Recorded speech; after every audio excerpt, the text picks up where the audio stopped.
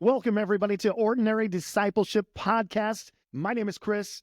I'm here with Jacob and, of course, the one and only Jessie. And today we are discussing a topic. You know, when it comes to youth ministry, so many people think that youth ministry has to be this big event. It's got to be fun and it's got to be like game driven and all this stuff. But what we're finding out is that young folk really need a mentor who has fought the fight to gain maturity. And so it's kind of like this balance between evangelism and discipleship. And that's what we're going to be discussing today. Jessie, give us your take on this, Jessie, because I know kids, I've done youth group for 20 years. They like the games, they like the pizza, they like the fun. But then all of a sudden, it's like, if you have too much of that, what are we really doing? Are we just holding like a boys and girls club with no real discipleship?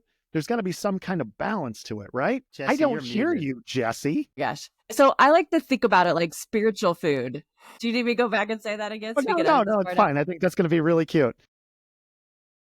My gosh, I'm on mute, right? Because, no one can figure out how to work technology after 50 years.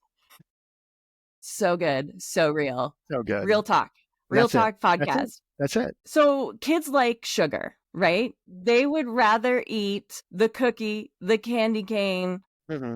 They don't want the vegetables. They maybe will want the meat out of the taco, Maybe. right? But like, just because that's all a kid wants doesn't mean it's the only thing they should eat. So why do we have that? We can have healthy paradigms for the way that we feed them naturally. Why can't we have healthy paradigms for how we feed them spiritually? Like, where did we decide that spiritual candy cane and, candy corn was the best that we had to offer them? So I'm not anti-games. Games illuminate character, but like, can they become teachable moments? Can we understand that kids don't necessarily know how to ask for what they need, and it's our responsibility to be the spiritual adult in the room and be helpful in that direction? So, as we're talking, I've been thinking about our conversation with Raina and how she actually, like, you could hear it. And if you haven't heard that podcast, like, pause this one, go back and listen to the other one with her. And she wanted substance. She wanted authentic relationship, not just with a person, but also with God, right? So she understood and had this deep ache to have deep, real relationship with God, and then have real relationship with people who would help her have a deeper relationship with God. She didn't just want to be entertained in her spirituality or given a pass. And I think that's actually what kids feel, especially in the teenage years. They want something of substance. They already think they're adults anyway, right? True. Yeah, 100%.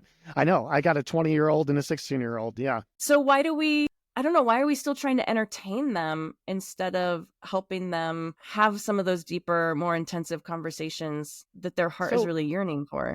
I've thought about this a lot, Jessie, and I'm going to get to you, Jacob, and get your opinion. But I thought about this a lot as somebody who was trying to grow a youth group, and like all the kids that like would say, no, I'm not going to go to some Bible study, like trying to have this mix of like engaging games, but then really having this moment where you can learn more about them and have fun and be authentic with them. It just seems like it's a fine balance, and it feels like a lot of times we don't get it right.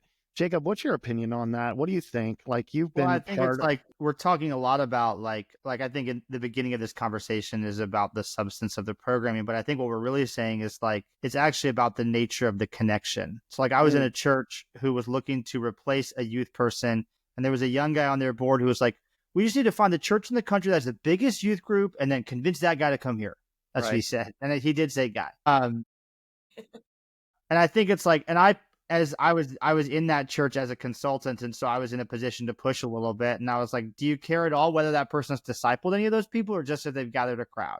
And I think that's what we're really getting at. Is like, sure, if fun activities become a hook to get kids in a room, that's fine. But what we're saying is like what young folks are really craving is an authentic relationship where they can be discipled by somebody who's been where they are before. And so it doesn't matter what workbook we use or what illustration we use. It's about how we develop that relationship and that conversation in the one-on-one. Yeah, I mean, the brain science backs that up like so significantly, because in those teenage years, their character, their identity is formed by modeling after others around them. So they will start to copy those around them. They'll try out different groups to try out different identities. But if you want to help them have a chance of spiritual maturity later, you need spiritually mature people around them that are in their life enough for them to copy, for them to model after, for them to emulate. One of my biggest pet peeves, and this has been is a little bit, I try not to get on my soapbox too much here, but when we take the least spiritually mature person and put them in charge of the kids and the youth, what does that say that we value? I think the kids and the youth should be the coolest, oldest person, right? Or maybe not even that cool, but if the kids think that they're cool, like who knows what kids find cool any one day of the year, but that you have a spiritually mature person in there to help them walk through stuff, to help answer some of those questions that they have and wrestle through, who aren't afraid of those questions.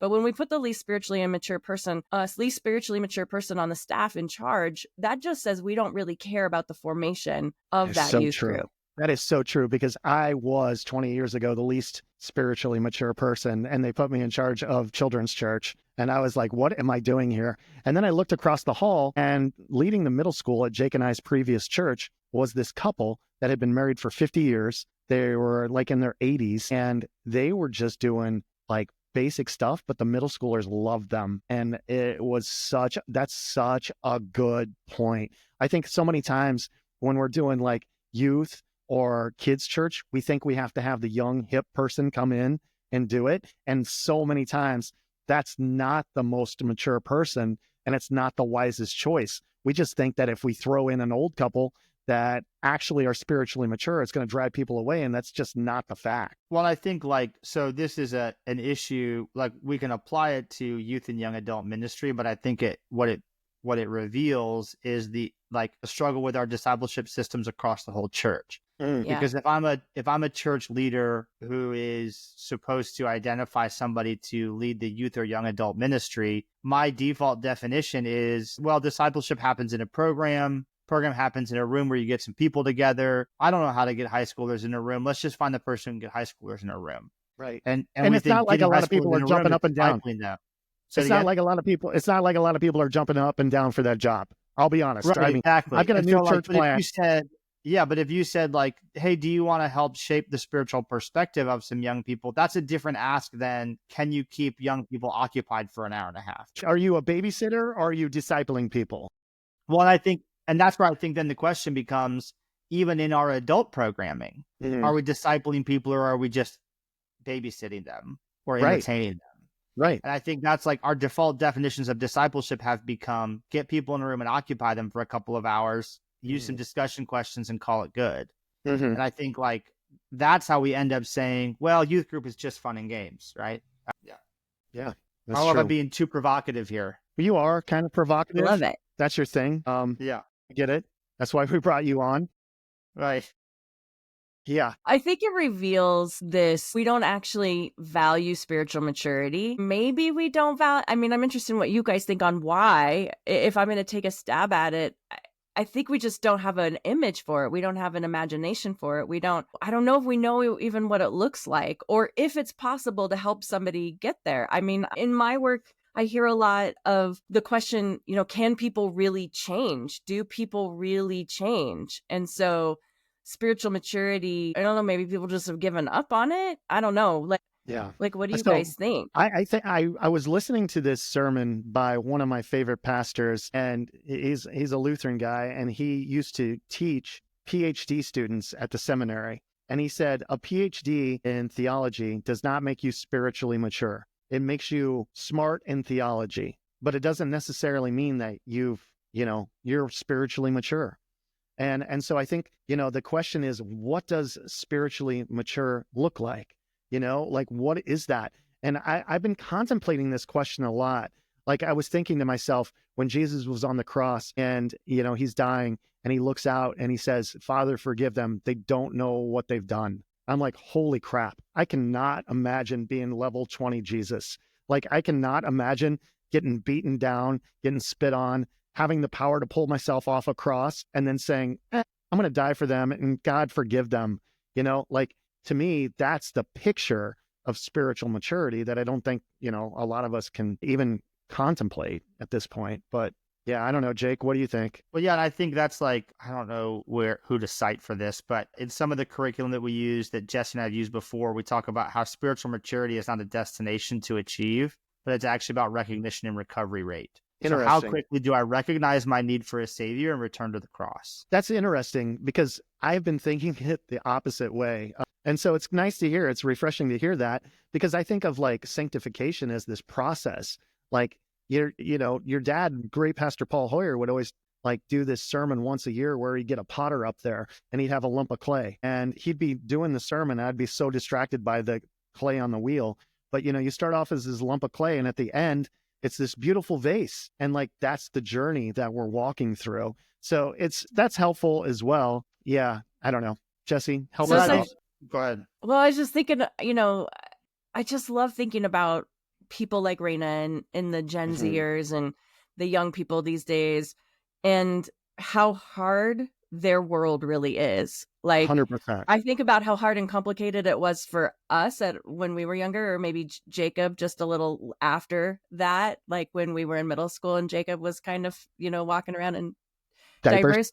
But how hard it is for them today compared to that, because there was just so much less complexity. There was so much less things to be afraid of. Climate change didn't exist yet. I mean, it did, but like nobody, it was just in the research phase. And, and then this generation right now, all they have is pain, and all they have is, they're constantly being traumatized and triggered. And there are these epic human level catastrophic impending crises all around them. And it's upsetting and overwhelming for us, but they grew up in that and they have no voice and no agency. And so when I talk to them, what they're looking for isn't necessarily answers, but how do I keep going? They're looking for hope. They're looking for, how do I trust Jesus in the midst of this? Because they have no hope that it actually gets better. They're just trying to survive emotionally. And having people who can be mentors and models, who have been married for 50 years like that couple, who have been through this stuff, who can say, wow, here's how I have made it this far, and I still love Jesus, and I still trust God, and I still have hope. Like, they need those messages. They don't need the popcorn and the candy canes. They need substance, because their life isn't going to get easier. Right. Yeah. And so I think that's where it's like, what I think, like, some of what we're saying here about youth and young adult ministry has always been true, right? Like, oh yeah, ministry has always been, let me show you how to recover to Jesus. And what you just said, Jesse, though, highlights the fact that, like, in the past, maybe it was easier to, like, or recovering to you could count on there being some sort of respite from your difficulty. But now the difficulty seems more incessant, kind of with the reality that our younger generations are living in now. And so it's all the more imperative that they have a good mentor who can help them get back to the cross. Yeah. And I mean, to touch on that, like, I'm literally sitting in the school that I teach in, 11th and 12th grade theology, just taught this morning. And I had a student come in the other day and they said, what sucks about being in 11th and 12th grade right now is that you go on social media and you see all your friends just got invited to a party you didn't get invited to. You see, like, and it's this comparison trap. And like, you get in an argument or you get bullied at school and then you go home. And like, for us, the respite was going home. Like, like, you're safe. You don't have to worry about it. Now it travels on social media and the friends start sharing it. And it's like this loop that they can't escape from. And I feel so bad for them. Like, yeah, I don't know. It's tough, man. It's tough. Yeah. So I think as we think about what it means to disciple these folks, I think there's an invitation and a challenge to say, how do we find the person who's most spiritually equipped, not just programmatically equipped, to connect with them? And then how do we even hold ourselves as leaders accountable to the maturity necessary to walk alongside of folks who are having that difficulty? Yeah. So what's that person, like, dig into that a little bit. What's that person look like? Like, what is that? Like if you're out there and you're listening to this podcast and you've just gone through a bunch of people, and I mean, right now the pool is very small too. Like we've been looking, I mean, people are looking for youth pastors, and good youth pastors are becoming senior pastors now. They're like, and the pool is very, very small. So I'm just wondering, like, Jessie and Jake, what does it look like if you're trying to hire somebody for that position to lead and disciple your students? Well, I'll say, go ahead, Jesse. No, it's okay. I was going to let you go. Like, I always like to begin with who has God already given us. And so, like, if we believe that, like, the Lord gives us all that we need, then as a church, we might begin with the assumption that the person we need, God has already given us. And that's like sort of like your story there about the folks across the hall who were already teaching middle school, and you needed some insight on how to teach kids. Mm-hmm. And I think when we stop saying, well, we need somebody really charismatic and exciting, and we start saying, we just need somebody with some wisdom to share who can build a relationship, we might already have that person. And then it's not about saying, hey, how can you build the biggest and best program? It's about saying, hey, how can you build a relationship with these young people so that they're not alone in their faith development, but they've got somebody to walk with? Mm. And so I think the person you're looking for then is somebody who can build a relationship and who's willing to roll with kids being young folks, being in process and not fully formed. Right. Like I gonna make a lot of mistakes, and you have patience and grace and mercy. Yeah. Jacob, I love that you keep calling them folks. But if I always that they need to be elders, like kids love No. grandparents, and that kind of like there's an affinity in that kind of relationship. And I've always leaned towards, like Jacob is saying, who's already here, because you need people who are part of your community. You need people that the kids can trust will still be there to some degree, right? When you have high turnover in your youth leader, that's extraordinarily destabilizing for the faith formation of those kids. Extraordinarily destabilizing. So elders and older people, who are also have the wisdom, know how to form relationship, and could they be spiritual grandparents to these kids? If they're retired, they're going to have the most time. They may not have a lot of energy, but okay, maybe you've got, you can do a strategy on who leads games and what kind of games they are and that sort of thing, because that's not the substance. The substance of it is that relationship full of wisdom and grace. And that would be who I would look for. Who's grandpa? Who's grandma? Yeah. And would thrive out of that kind of dynamic. Fantastic. All right. This has been, I love this topic because this is something I've been working with for the last 20 years of my life. And I think a lot of good stuff, especially with Raina in the previous episode. As Jessie said, if you haven't heard that episode, please go back and check that out. It was really compelling. But any final comments on this topic, Jacob and Jessie? Okay, so that's no. All right. So we want to thank you guys for joining us for Ordinary Discipleship Podcast. Thank you so much. Like and subscribe. It really helps if you go and wherever you're hearing this podcast, like it and leave a review. It helps us to be found by other people. And Jessie, what about if they want to learn more about discipleship and what you and Jacob are doing, where do people go? Well, if you want to learn more about discipleship, go find the old people in your church. But if you want to learn more about what Whoology is doing, you can go to whoology.co. That's WHOOLOGY.co. And Jacob and I have church equipping trainings. We can train your team. We can help you think about what does spiritual maturity even mean? And we'll be releasing the different webinars. We'll talk about that as well. So you can interact with those or interact with the podcast. So how did you come up with the name Whoology? I think people are probably wondering that. How did that happen? Well, they say that a good name leads you to ask a question. I just did. And I know, right? And so then the question that Whoology is who? And our different parts of our training, we have 4 different types of training. So the training is, who are you discipling? That's our ordinary discipleship.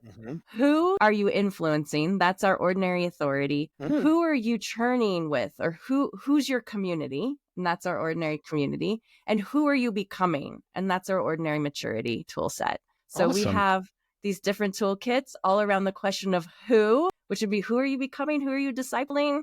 You know, it's relationship. It's all about Love it. relationship. I love it. I love it. I love it. Guys, thank you so much for joining us. And don't forget to subscribe. We'll see you next time on the Ordinary Discipleship Podcast. God bless.